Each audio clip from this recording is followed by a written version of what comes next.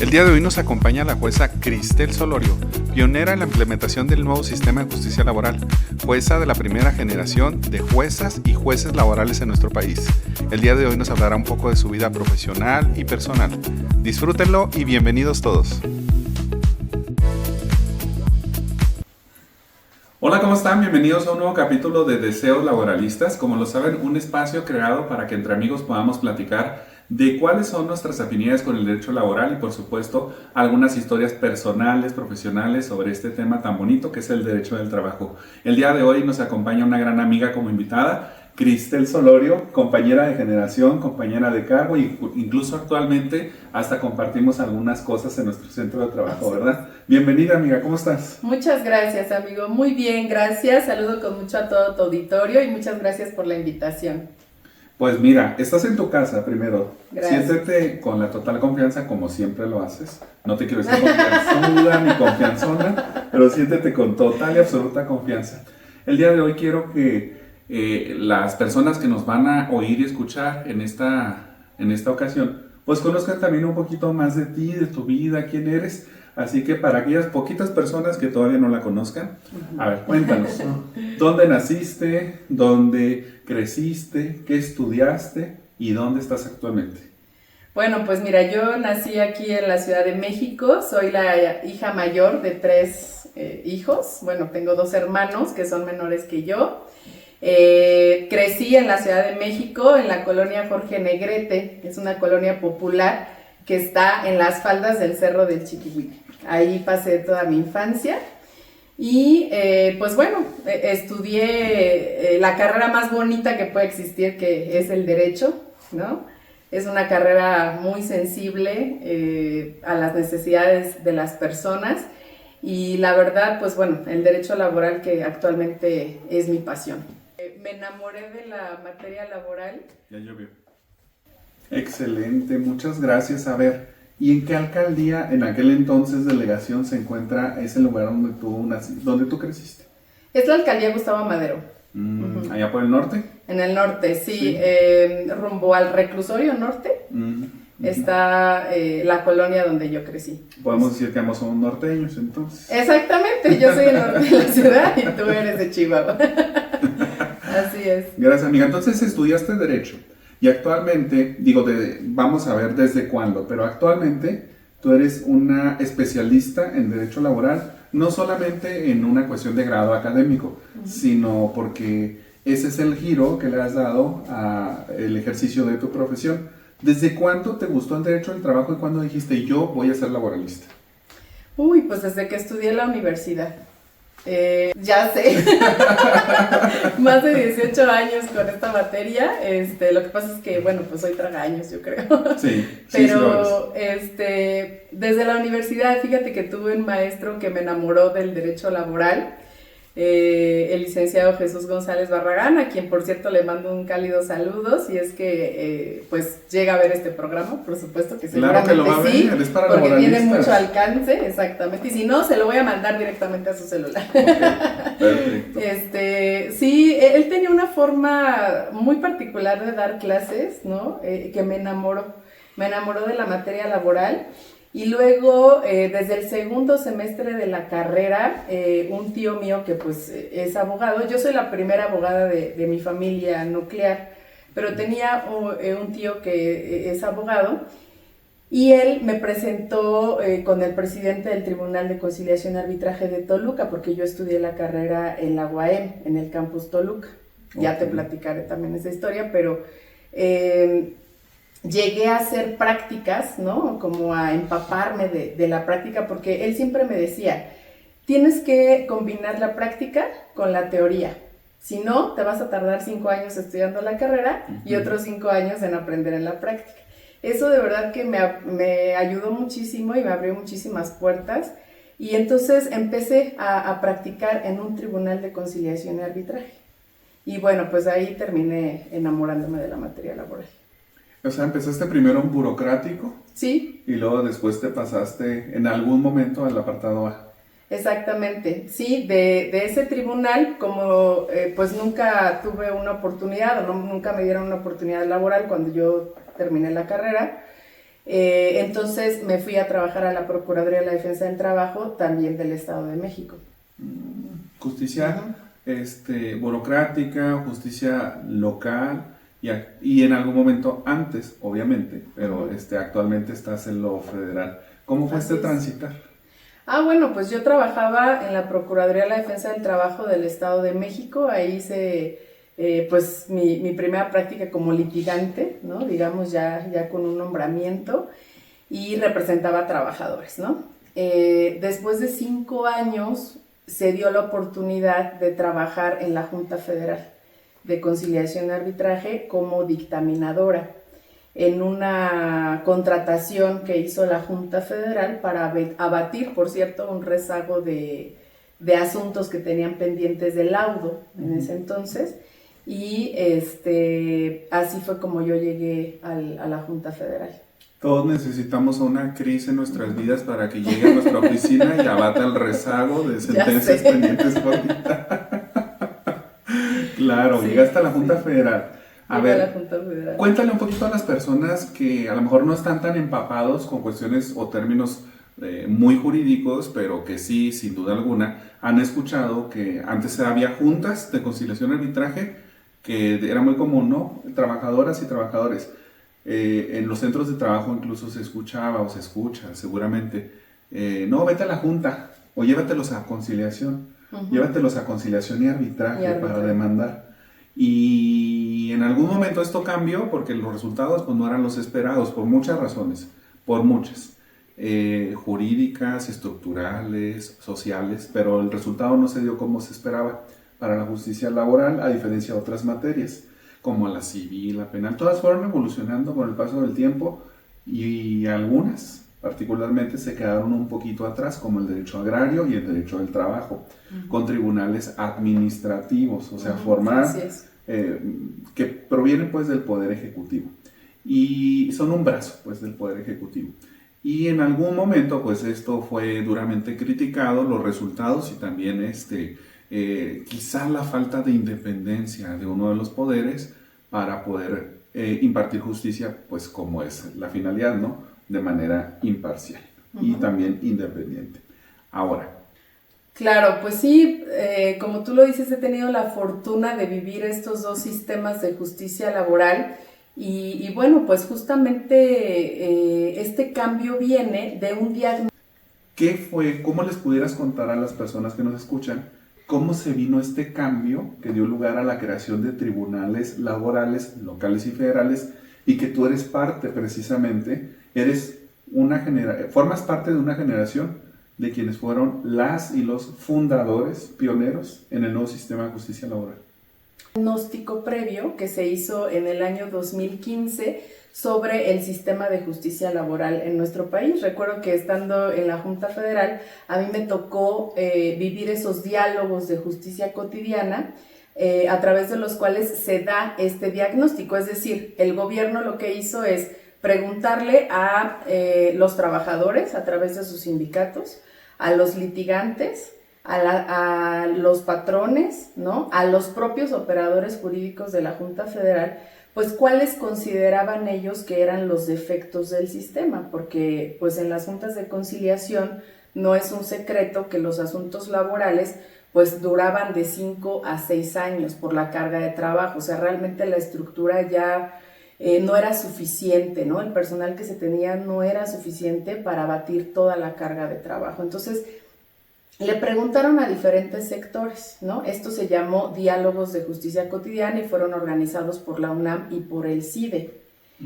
Y entonces a mí me tocó vivir esos diálogos. En el 2015 yo escuchaba, ¿no? A los litigantes, a los sindicatos, pues cuál era su percepción del sistema de justicia laboral, ¿no? Y entonces lo que se decía, pues es que las personas realmente veían a la justicia laboral como algo poco accesible, como algo pues que duraba mucho tiempo, que era desgastante, que tenía muchas formalidades, porque además el proceso anterior era demasiado técnico, tan técnico que llegábamos al grado de que si en una audiencia en el rubro estaba mal el nombre de una de las partes, la audiencia se difería. Entonces realmente llegamos a cuestiones muy técnicas dentro del procedimiento. Y luego, pues también las partes no sabían con quién asesorarse, sobre todo los trabajadores no sabían con quién asesorarse, no sabían que existían estas instituciones como la Procuraduría de la Defensa del Trabajo, por ejemplo, donde la asesoría pues que recibían era totalmente gratuita. Entonces realmente la justicia laboral se percibía como algo muy, muy lejano. Derivado de esto se hace un diagnóstico y entonces se dice, pues vamos a estudiar la posibilidad de reestructurar el sistema de justicia laboral, ¿no? Además, las juntas funcionaban a través de una figura que se llama tripartismo, ¿no? ¿Y qué quiere decir el tripartismo? Que todas las decisiones se tomaban por 3 personas, el representante del gobierno, el representante de los trabajadores y el representante de los patrones, y eso, bueno, no sabes cómo dificultaba la toma de decisiones también. Entonces fue por ello que pues, en la reforma del 2017 constitucional pues, se toma la decisión de que el sistema de justicia pase al Poder Judicial Federal y al Poder Judicial Local. Además de que, bueno, las juntas pertenecían al Poder Ejecutivo y realmente, pues por una estructura de gobierno, pues no tenía por qué, ¿no? O sea, no tenían por qué pertenecer al Poder Ejecutivo. Imagínate, ahorita los asuntos que nosotros vemos todos los días en nuestro trabajo, que son demandas contra el Infonavit porque no quiere liberar un crédito, adjudicarlo, o porque incluso no ha reconocido ciertos pagos hechos para que devuelva los recursos de vivienda cuando estos ya no se van a destinar a algún crédito y se cumplen algunos requisitos, o al IMSS, que es el pan de cada día, porque somos jueza y juez federal, el otorgamiento de pensiones. Imagínate, yo sé que esta es una cuestión que depende de las personas que administramos justicia, pero es también una cuestión estructural que está detrás. Claro. Entonces, imagínate si nosotros ahorita perteneciéramos al Poder Ejecutivo y aunque dijeran, no, pero no directamente, pues sí, pero una Secretaría de Estado, de la Secretaría del Trabajo y Previsión Social, imagínate qué complicado ha de haber sido para las juntas también el estar fungiendo, no de forma directa, o sea, quiero ser cuidadoso con el ejemplo, pero sí desde un aspecto objetivamente criticable como juez y parte, porque claro, pertenecían a una Secretaría de Estado y en muchos de los casos estaban juzgando al Estado. Entonces, es por eso que fue necesaria esta separación. Pues fue una de las razones, ¿no? Y sobre todo hablando de los asuntos de organismos públicos descentralizados, como es CFE, Pemex, el propio IMSS, ¿no?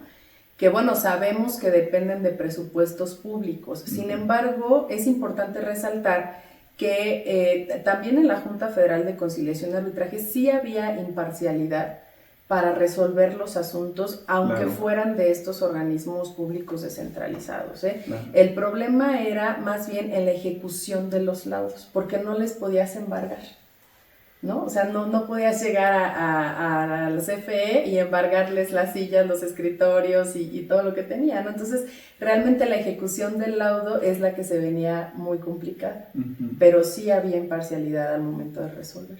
Sí, sin duda. Así como no podemos decir que antes no la hubiera, tampoco podríamos afirmar, porque sería algo muy complejo decir, es que ahorita todo es perfecto. No, ¿verdad? O sea, yo creo que sí, en todos los sistemas de justicia hay cuestiones que deben reconocerse como áreas de oportunidad o errores para mejorarlos y pues avanzar.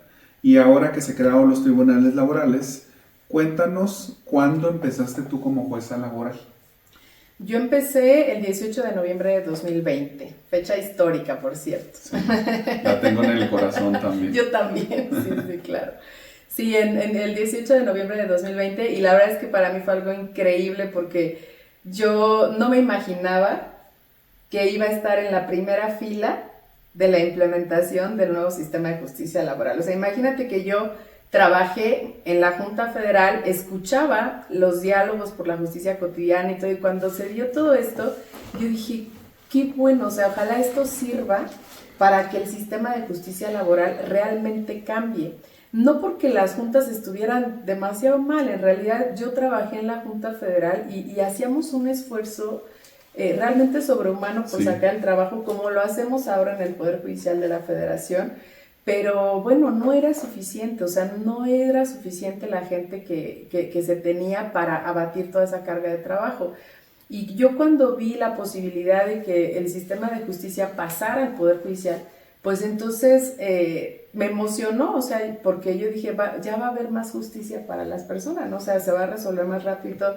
Pero te juro que nunca imaginé que iba a estar en la primera fila viendo la transformación o que iba a ser parte de esta transformación. Antes de continuar, no olvides suscribirte a mi canal, activa la campanita para recibir notificaciones cuando haya contenido nuevo. Y no solo en la primera fila, porque déjenme les presumo que quienes hemos ido a la oficina de la señora, también en la primera plana, como le llaman en los periódicos, tiene ahí un muy bonito detalle de un enmarcado, una nota periodística, donde está en la primera plana la nota de la reforma, y ahí sale, bueno, me voy a quejar porque ¿por qué nada más sale ella? No. Ahí está la señora, entonces también, además, Sí, primera fila. pero fue la primera misma plana. toma de protesta en la que estuvimos tú y yo. Sí, Y ahí no nos estuvimos. conocíamos en ese entonces. Sí, ahí fue, yo creo, a partir de cuando, por obvias razones, en la necesidad de la implementación de un sistema de justicia, pues fuimos desarrollando una hermandad, una unión, una Sí. muy bonita generación, y ya después también se llevó y se desarrolló una bonita amistad, ¿verdad? Sí, claro Más te que vale sí. que digas que sí. Claro que sí, por supuesto que sí. Oigan, a ver, bueno, con relación a esto, Cris, a ver, ya, ya nos podemos dar una idea de quién es la jueza, pero tú también fuiste abogada litigante, ¿verdad? Sí. Tienes esta dualidad que yo creo que es ahorita una gran herramienta porque son habilidades que uno no tiene, quien solamente ha estado del lado de la institución pública, porque sentarte de uno o del otro lado del escritorio pues es una situación bien compleja y habrá personas que tienen la experiencia genuina de haber fungido de uno y de otro lado. Esto te da seguramente también herramientas pues para juzgar con mayor empatía las situaciones que se viven de ambos lados, ¿no? Porque, a ver, tenemos un sector social que está la balanza desequilibrada porque son sector vulnerable, que son personas trabajadoras, con relación a la asimetría que hay con el patrón. Cuando tú te quieres defender de ellos, estas situaciones sí. El derecho del trabajo lo que hace como uno de sus fines de derecho social es equilibrar esta balanza en la medida de lo posible con fórmulas jurídicas para que tengan más o menos las mismas posibilidades ya cuando ejerzan acciones en un juicio. Pero esto no significa, y lo digo con todo respeto, no significa que siempre los trabajadores sean el lado bueno y los patrones el lado malo. Yo creo que es un error partir de ello, aun cuando estadísticamente hay ahí muchas cuestiones obviamente opinables o criticables. Pero también los patrones pueden ser sujetos de que tengan malos elementos en la fuente de empleo. Estos malos elementos, además de, ya deja tú no dar un buen desempeño en el trabajo y esto estarle costando al patrón, pues dinero, ¿no? Ahí se basa la industria. Sino que también cuando ya hay problemas y llevan sus diferencias a un juicio, a veces también los patrones se enfrentan a que se miente, ya no voy a decir por los trabajadores necesariamente, yo creo que puede haber ahí una participación conjunta, ya sea de quien redacta la demanda, ya sea que el trabajador le miente al abogado o a la abogada, de todo un poco, pero se presenta que los patrones también se ven en esta situación de que les inventan despidos, les inventan jornadas extraordinarias, les inventan antigüedad y les inventan un sinfín de cosas. ¿Qué opinas? Así es, sí, justo como lo comentas, pues yo he tenido la oportunidad de estar de los dos lados, ¿no? Como abogada de trabajadores en la Procuraduría de la Defensa del Trabajo y luego también durante un tiempo pues fui representante de patrones, ¿no? Abogada de patrones y entonces pues te das cuenta justo de la situación que vive uno y otro, ¿no? Y luego, pues como autoridad, pues eso me ha permitido también tener una visión integral de las necesidades de cada uno, ¿no? Porque al final, como dice la ley, o sea, uno de los fines del derecho del trabajo es el equilibrio entre los factores de la producción. No podemos darle toda la razón a los trabajadores siempre y emitir muchísimas sentencias condenatorias para que los patrones paguen millones de pesos por las liquidaciones de sus trabajadores, porque también tenemos que preservar las fuentes de empleo, ¿sí? Entonces, la función que tenemos nosotros ahorita pues es de mucha responsabilidad, porque justamente tenemos que cuidar los derechos de ambas partes. Por supuesto que el trabajador pues siempre es más protegido porque la ley le otorga esa protección, pero también debemos cuidar las fuentes de trabajo, ¿no? Entonces yo creo que eso es muy, muy importante. Wow, eso tan importante porque si te fijas, como autoridad no dejas de ver la necesidad o la razón social del derecho del trabajo, porque tú, lo voy a decir así coloquialmente, tú como trabajador te friegas a un patrón y te friegas a toda una comunidad. O sea, cuando empiezan a cerrar empresas, industrias, fábricas, la economía social pues va en detrimento. Y muchas veces llegamos a ver que asuntos en los cuales un solo trabajador podía poner en quiebra, por así decir, a una empresa, si era un trabajo, una industria, bueno, más bien un negocio familiar, un emprendimiento, etcétera, y yo creo que eso sigue pasando. Y por eso la opinión de quienes han conocido estas problemáticas, incluso las han defendido en algún otro momento de su vida como tú, o sea, me refiero al litigio, al fungir como litigio, pues sí lleva mayores herramientas para juzgar con mayor empatía los casos del derecho laboral. Qué bueno. Oye, muchas gracias. A ver, bueno, hasta aquí les voy a hacer un pequeño paréntesis. La jueza y yo nos conocemos Cris y yo nos conocemos desde 2020, quizá un poquito antes, no, sí, 2020, porque estuviste en la primera generación. Sí. Recuérdame, de la especialidad. No, de la especialidad no. No, la primera generación. No, ¿cómo voy a tener duda de que seas de la primera generación? Y yo, la primera generación de jueces. No, es que muchas personas nos conocemos porque justo antes de que se hiciera la convocatoria para el primer concurso de jueces y jueces laborales, hubo una especialidad laboral que algunos nos metimos ahí para empaparnos, porque ya se oía que iban a venir los concursos. Sí. Y ahí algunos hicimos una amistad desde poquito antes del concurso, entonces por eso algunos nos conocimos. Lo que pasa es que yo no conocía a nadie dentro del Poder Judicial. O sea, yo, la carrera que tengo judicial, pues no la inicié en el Poder Judicial. Entonces, realmente yo, pues, los conocí a todos ustedes, pues, hasta que llegamos a la función. Claro. Y a partir de ahí, estuviste en Toluca y actualmente en Ciudad de México, ¿verdad? Sí. ¿Cuánto duraste en uno y en otro? En Toluca duré 3 años. Y en noviembre de 2023 me cambiaron aquí a Ciudad de México. Llevas que como año y medio casi. Ajá, exactamente. Más o menos. Llevamos. Bueno, es que además les iba a contar. La jueza, Cris y yo nos conocemos desde esa toma de protesta en noviembre de 2020, creo que fue el 17, ¿verdad? Un día antes. Sí, un día antes. Tomamos protesta hoy e iniciamos funciones mañana. Pocas veces se ve eso, Pocas veces se ve esa situación, porque generalmente hay ahí unos tiempos para empezar, pero nosotros estábamos a marchas forzadas. Y en plena pandemia. Que ibas a empezar un tribunal, lo ibas a arrancar y luego no te podías ni juntar con el personal, porque al tribunal solamente podían ir 4 personas. Y decías, tampoco era que tuviéramos una gran plantilla, ¿verdad? Tú lo sabes perfectamente.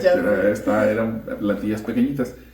Pero hay muchas cosas por hacer, ¿verdad? Al principio, desde abrir un libro de gobierno, instalar la oficialía de partes. Creo que yo lo tengo así como en recuerdo, era lo que más surgía. La oficialía, porque pensábamos que la gente iba a llegar con las demandas en cajas a presentarlas, y fue todo lo contrario. No sé si a ti te pasó, como que decíamos, ¿qué pasa con la gente? No, la gente al revés. Llegó con cajas, pero el último día de la junta. No, bueno, imagínate que todo. Yo no sabía ni a qué iba a llegar. O sea, sabía que mi trabajo obviamente era juzgar, ¿no? O sea, sí sabía lo que iba a hacer, por supuesto. Pero llega un monstruo de institución, que fue el Poder Judicial de la Federación, yo siendo pues externa, ¿no? Que presenté el examen, resulté vencedora, gracias a Dios y todo, pero realmente pues yo no conocía el Poder Judicial. Entonces yo estoy muy agradecida con todos mis compañeros que me abrieron la puerta y que me acogieron y me enseñaron pues toda la parte administrativa, ¿no? Sí. Porque esto que tú dices de abrir el libro de gobierno y la oficialidad de partes y esto y lo otro, digo, claro, yo sé cómo se estructura un tribunal porque la Junta tenía pues una estructura similar, digamos, pero no era el Poder Judicial de la Federación, por supuesto, y llegué a aprender todo eso. Y qué difícil, ¿no? Fue todo un reto. Qué difícil, porque sí, haciendo acotación en justo lo que acabas de comentar, Cris es un ejemplo de lo que puede resultar como persona juzgadora a alguien que aun cuando no había estado antes en el Poder Judicial Federal, en este caso, pues tiene otras herramientas y otras habilidades sumamente valiosas que le permiten, cuando llegas al puesto, hacer un trabajo tan profesional y tan digno como el de cualquiera otro de tus compañeros y compañeras. Y así ha sido. Quizá te enfrentas a una serie de retos muy complejos que son ¿cómo voy a rendir la estadística? ¿No? O sea, ¿qué es eso? Sí. O sea, ¿cuáles son los formatos? ¿Qué me piden? ¿Cuándo? ¿Dónde? ¿Qué tengo que enviar? ¿Cómo se va a hacer una visita judicial? Por supuesto. ¿Cómo se integra un expediente electrónico en el SIGE? ¿Verdad? Sí. O sea, un montón de cosas. Son retos. Pero que uno los va superando, los vas aprendiendo sobre la marcha, te vas empapando. Y pues el profesionalismo y la objetividad van a estar sin duda acompañándote en cada resolución o acuerdo que firmas. Ahí vas a demostrarlo. Así es. Además fuiste parte de las vencedoras de un proceso de selección, que son concursos de oposición, que en tu caso y en mi caso también fue abierto. Y esto significó pues que Cris tuvo la oportunidad de entrar al Poder Judicial Federal, que si no hubiera sido así, pues no hubiera tenido, o sea, no hubiéramos tenido esta integración plural de personas litigantes, académicas, poderes judiciales locales y Poder Judicial Federal. Juntas, sobre todo juntas de conciliación y arbitraje. Ahí se vino un montón de gente de las juntas y fue como obtuvo su primer oportunidad de trabajo en el Poder Judicial, ¿no? Así es, y fíjate que esa experiencia sumó muchísimo. A mí me tocó integrar tribunal con otros 2 jueces, ¿no? Jueces varones, que venían de tribunales colegiados de circuito, ¿no? Habían sido secretarios de tribunales colegiados de circuito en materia de trabajo y por supuesto tenían muchísima experiencia pues en la materia de laboral y del amparo, ¿no? Pero no habían estado en una junta como yo, ¿no? Entonces, realmente la experiencia de ellos y la mía se complementó mucho al momento de implementar el sistema, porque yo conocía la operatividad de la Junta de Conciliación y ellos cuidaban mucho la parte del amparo, ¿no? O sea, como esa parte de no cometer esas violaciones dentro del procedimiento, cuestiones formales, que en adelante se pudieran ventilar en un amparo. Entonces, de verdad, eso fue muy padre porque nos complementamos muchísimo en la experiencia de cada uno. Fíjate que ahorita que dices eso, me acordé que una vez estaba yo platicando con Cris y le digo, es que después va a venir el amparo así o asá, o sea, se va a presentar uno. Y me acuerdo, ese es un chip que uno trae del colegiado, sí, que nomás estás pensando, híjole, que no me voy a equivocar en esto, que no me voy a equivocar en el otro. Y me dice Cris, palabras más, palabras menos. Yo no sé por qué ustedes se fijan tanto en el amparo si nosotros tenemos que resolver pues con nuestro criterio, con nuestro expediente y todo. Y le digo, sí, claro, le digo, es que es un vicio, puede ser una habilidad, una virtud, pero también puede ser un vicio. ¿Tampoco no? Sí, claro, y al principio esto era muy común justo porque, como tú dices, todos veníamos con un chip diferente. Yo venía con el chip de las juntas de conciliación, por ejemplo, claro, ¿no? Y entonces tuvimos que apartarnos de eso, ¿no? Tuvimos que apartarnos de eso. Yo, por ejemplo, les decía a mis compañeros, es que esto no va a llegar al amparo, por ejemplo, ¿no? O sea, porque en mi experiencia nunca no se impugnaban cierto tipo de resoluciones, ¿no? Que ayudaban a una operatividad mucho más ágil, ¿no? Mucho más rápida del sistema, ¿no? Entonces, pero también ellos me enseñaron mucho en cuanto a muchos detalles que tenía que cuidar en el procedimiento, ¿no? Y que sí podían trascender en un juicio de amparo, ¿no?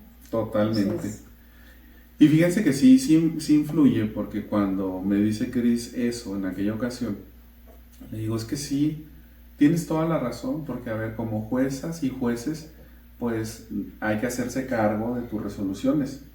Pero le digo, sin duda, con el mejor ánimo de que todo salga mejor, de queremos siempre que todo el proceso avance pulcro, así casi que sin ni un solo tropiezo.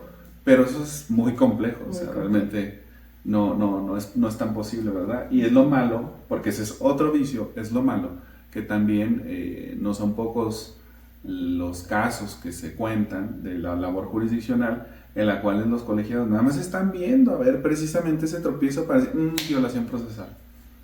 así Va es. para atrás, violación procesal, se repone para que lo subsane y bueno, esto es otro tema, ¿verdad? Es muy debatible, pero precisamente como nos tienen, decimos allá en mi tierra, ya nos tienen bien ciscados. Entonces dices, no hombre, o sea, no se te vaya a ocurrir empezar la audiencia un minuto tarde porque te lo van a reponer y pues no trasciende lo más mínimo, ¿no? Será otro tipo de cuestión, pero no trasciende. Sí, fíjate que lo que me gusta mucho a mí de este nuevo sistema de justicia es justo la obligación que tenemos todos los operadores jurídicos de privilegiar la solución del conflicto sobre los formalismos procedimentales, porque eso evidentemente ha evitado que ya en la materia del amparo pues nos repongan los procedimientos por cualquier formalidad, ¿no? O sea, eso yo creo que ha ayudado muchísimo en la evolución de este sistema.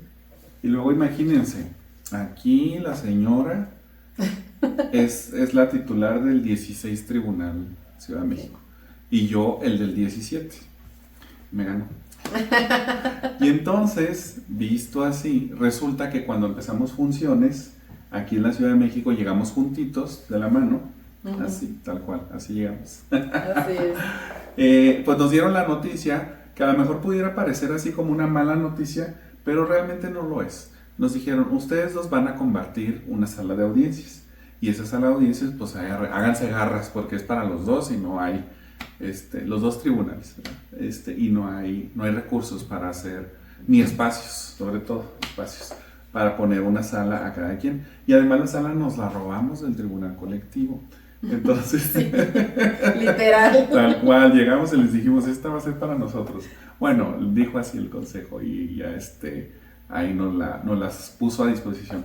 Y entonces con esta característica, fíjense que los tribunales laborales por regla general cuentan con una sala de audiencias cada tribunal, así el titular o la titular se pueden organizar pues para que sepan cuándo van a desarrollar trabajo en audiencia y cuándo de escritorio, porque es un mundo de trabajo.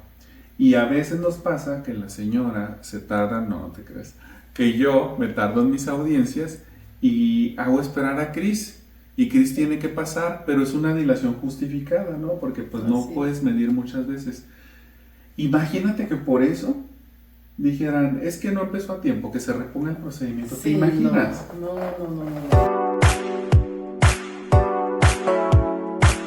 Antes de continuar, no olvides suscribirte a mi canal. Activa la campanita para recibir notificaciones cuando haya contenido nuevo.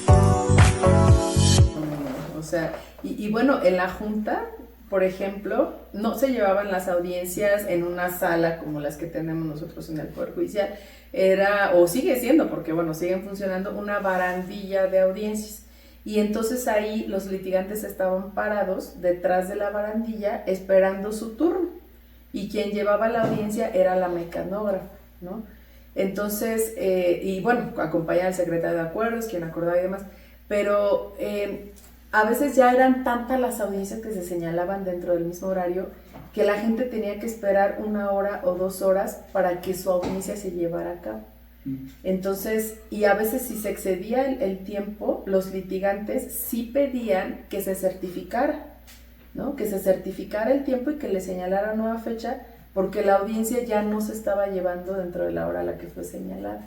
Entonces, a eso me refiero cuando digo, caímos en demasiados formalismos en el sistema anterior, y qué bueno que en este pues no lo estamos haciendo, ¿no? Sino que estamos privilegiando la solución del conflicto para que las personas que tienen los problemas laborales en nuestros tribunales pues puedan recibir esa justicia de manera más pronta.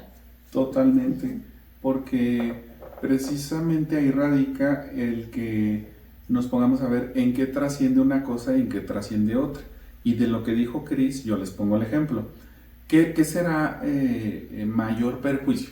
Que tú inicies una audiencia, que no pasa, no es tanto, pero imaginemos 1 hora después de lo que originalmente estaba agendada, porque pues la audiencia anterior no terminaba, no somos adivinos para saber cuánto se pudieran prolongar.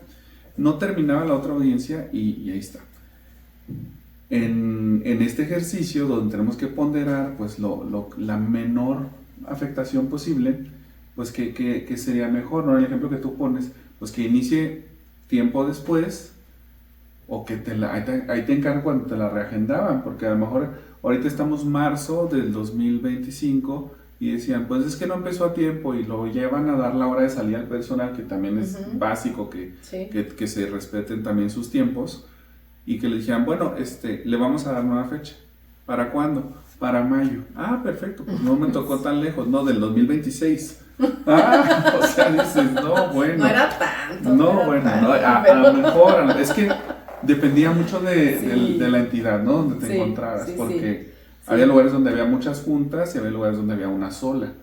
Y ahí te encargo, pues, cómo les iba, ¿no?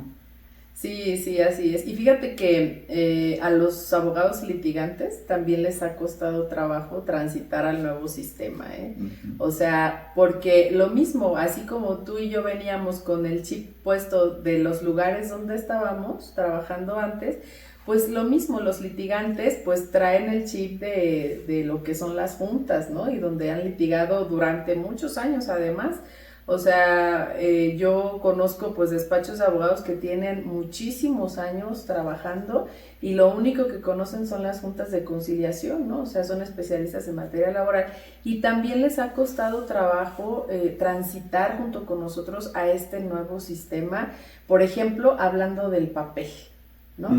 O sea, les ha costado transitar al expediente electrónico. Mucho. Quieren llegar al tribunal a ver todo el expediente y todas las constancias integradas al expediente, ¿no? Y si no las tienes, bueno, pues ha generado cierta molestia. Entonces, obviamente la responsabilidad de nosotros y como servidores públicos que somos también, pues es justo eso, ¿no? O sea, explicarles a los litigantes y ayudarlos a transitar de la mejor manera a este nuevo sistema.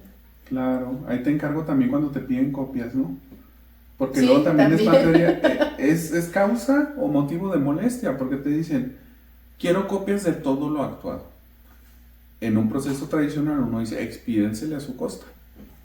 Llegan, agarran el expediente, se les acompaña un personal, sacan sus copias, se les certifican si fueran certificadas, y si no son simples, pues se le entregan. Ahora el expediente no existe así físicamente, sino que es una carpetita que se forma solamente con lo que ellos presentan físico, porque todo lo que presentan electrónico se queda electrónico, no se integra al expediente. Bueno, tomándolo así, a veces dicen, quiero copia de todo lo actuado. Digo, desconozco cuál es tu forma de proceder ahí, porque también podemos llegar a muchas soluciones distintas, pero todas correctas. En mi caso, yo les digo, sí, claro, mira, se te autoriza, pero ¿qué crees? Con fundamento en tales artículos o en tal acuerdo general, pues resulta que las copias, los documentos digitales con firma electrónica avanzada y certificados así, pues hacen las veces. Pues, bueno, la FIREL, dice la jurisprudencia, la FIREL hace las veces de un documento certificado o de una certificación, porque da la garantía precisamente de cuándo, cómo y dónde se emitió el documento. Y así, de hecho, a mi parecer, genera más que la que es autógrafo. Pero luego les cuento por qué. Yo les digo, sí, claro, mira, las puedes descargar del expediente electrónico. Te doy el acceso, o si no lo tienes, pues lo puedes solicitar, etcétera, para que de ahí obtengas todo el expediente, pero que está electrónico, porque ya no es físico. O sea, no hay nada que fotocopiar. Y lo que hay ahí en el expediente que fotocopiar, ¿qué crees tú? Ya lo presentaste, entonces tú lo tienes también. Así es. No te hagas. Pero sí es como que causa de conflicto, ¿verdad? Pero bueno. Sí, porque bueno, estaban acostumbrados al sello, Ujú. ¿no? Al sello de certificación que se ponía en las juntas de conciliación. Entonces, pues sí les ha costado también esa parte, pero bueno, yo creo que lo han hecho muy bien también. Pues bueno, ahora les voy a contar sobre la dinámica. Quienes nos siguen saben que en Deseos Laboralistas, siempre que viene una invitada o invitado, tenemos un sello particular, que es que vamos a jugar un juego, generalmente de mesa. No sé si pudiera encuadrar en los juegos de mesa, pero vamos a jugar al basta laboral. Ya todos se saben las reglas y el que no, pues es una generación muy temprana, porque es una cuestión ahí de chavorrucos. Todos lo jugamos. En la escuela sí nos divertíamos antes. Uno sacaba su cuaderno, hacías unas líneas y jugabas Sí. al basta. Y le ponías ahí algunas categorías, alguien decía una letra y vámonos a llenarla, ¿verdad? Y el que terminaba primero y además lo hacía bien, pues era el que ganaba. Y ahorita vamos a jugar a eso también. Basta laboral. Excelente. A, Basta. G, ¿Qué? Ok. basta. Ok. ¿Alcanzas a terminar o no? Me faltó una. Basta 1, basta 2, basta 3, basta 4, basta 5, basta 6, basta 7, basta 8, basta 10. Ya, basta. Ahí está. Muy bien. Vamos a ver quién ganó. A 1, ver. 2, 3. Derecho del trabajo. No, del trabajador, ¿no? Derecho del trabajador. Derecho del trabajador. Ajá. Garantía de audiencia. Gozar de sus vacaciones. Ok. Palomita los dos. Muy bien. Bien. Ok. Institución del trabajo. Ah, bueno, es que yo no entendí que era institución de trabajo, yo puse Guardia Nacional. Pensé que cualquier institución. No, manita, andas bien perdida. Bueno, la mía no es que esté así como A que ver, muy, ¿cuál pusiste? muy padre, pero sí, para la tuya y la mía yo creo que la tiene más. Guarderías públicas, Ah, bueno, claro, ¿no? está bien. Ahí está. A ver. Obligación del trabajador. Del patrón, ¿no? Yo me la dictaste mal para que perdiera. Igual, a ver, tú di la ¿En tuya y serio? yo la mía. Ay, guardar confidencialidad. ¿Del patrón? Sí, claro, sobre los datos del trabajador. Sí, claro. Como usted diga, sí. No, claro. Yo le puse guardar y cuidar sus herramientas de trabajo. Ok, bueno, palomita los dos. Ok. Prestación. Pues puse garantía. Solamente.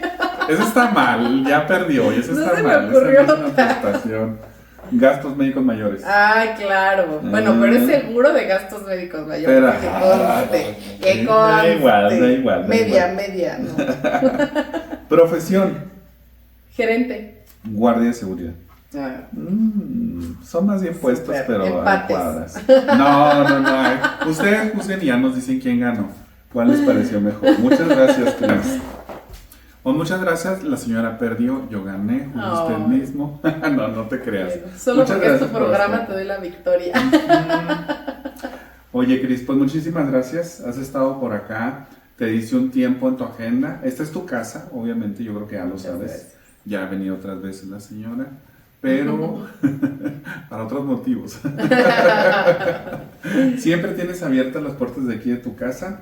Tú, como lo sabes, en este espacio que he adecuado de la sala, nos gusta aquí mucho que platiquemos de derecho laboral, pues con personas que saben tanto como tú y como otras de mis amigas que ya han venido por acá y que seguramente seguirán viniendo. A todas las personas que vienen por acá siempre les hago una pregunta. Una pregunta que a veces dejo al principio, a veces al final. A ti te toca al final. Ok. ¿Cuál es tu deseo laboralista? Mi deseo laboralista, pues yo deseo que llegue un día en que todas las personas seamos tratadas de manera igual solo por el simple hecho de ser personas y con mayor razón en el trabajo, porque vivimos en un mundo en el que sigue existiendo mucha desigualdad entre hombres y mujeres, tan es así que en la reforma laboral del 2019 tuvo que ponerse en la ley que los hombres y las mujeres somos iguales. Entonces, ese sería. No, hombre, pues, oye, qué bonita persona laboralista, me gusta. Así es. Me gusta, todos son bellos, pero particularmente destacas pues un principio fundamental del derecho laboral, la igualdad sustantiva entre hombres y mujeres. Así es. ¿Verdad? Para el ingreso, la permanencia, el escalafón, igualdad salarial, de actividades, etcétera, etcétera. Sí. Oye, pues muchísimas gracias. Ya con esto, para cerrar este programa, que te agradezco mucho el haber venido para acá en este espacio, dinos, ¿qué le dirías tú a las personas que te ven y que digan, ay, mira, qué buena onda la jueza, se ve que ella ha transitado un recorrido muy particular, a diferencia del de otros jueces que siempre te cuentan, pues casi que decimos, yo desde que andaba en pañales estoy en el Poder Judicial. Pues no. Pero hay quienes también han recorrido otro camino distinto, hay quienes llegan de la corte, hay quienes llegan de los juzgados y colegiados, hay quienes actualmente, y gracias a esta apertura, pueden llegar de cualquier otra parte distinta al Poder Judicial, y ese es uno de tus casos. En un contexto así, o el que tú quieras, pero simplemente por el ejemplo que nos estás dando el día de hoy, ¿qué le dirías a las personas que digan, yo quiero ser como ella? Ay, pues híjole, yo les diría que bueno, pues persigan sus sueños, ¿no? Que no se distraigan con cualquier cosa, que todo es posible con esfuerzo, con dedicación, con confianza y con fe.